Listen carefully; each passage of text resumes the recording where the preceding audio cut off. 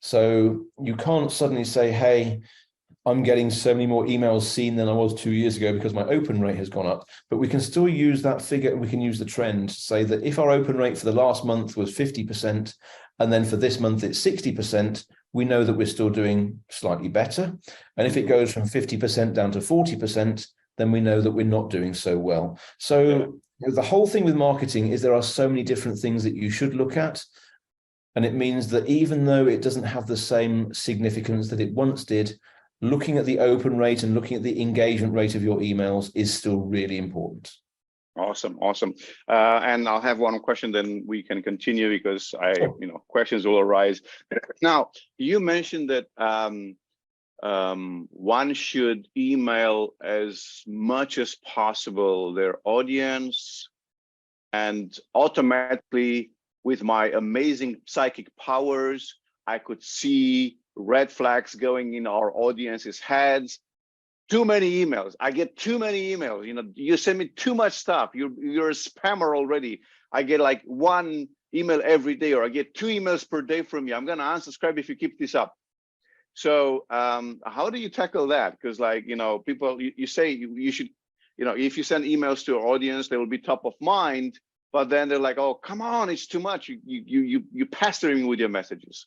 Yeah, and this is a really interesting one because we've done a lot of research into this. And probably one of the most successful clients I've ever worked with sends 2 emails per day at least to his email. Jesus. And his results are insane.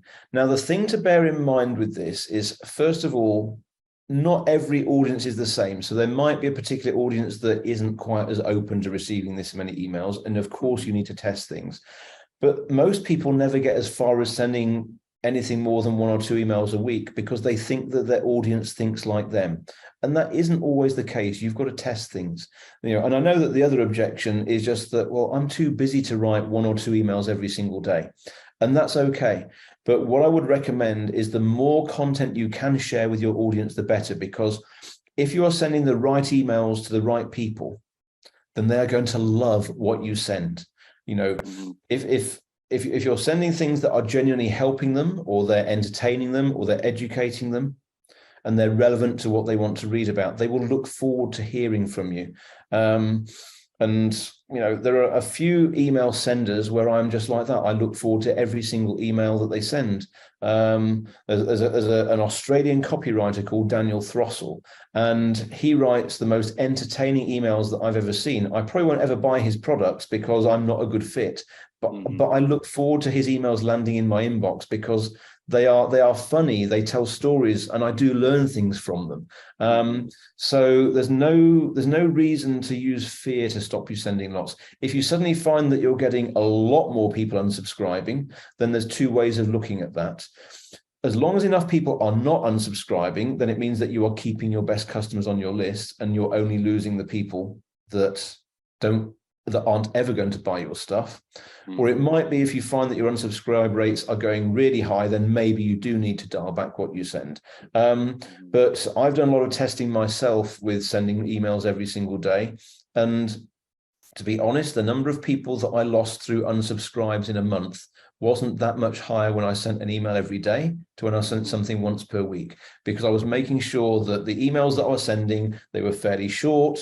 They were sharing stories and little bits of education. The interesting thing was, I also included some kind of offer at the bottom of every single email that I sent.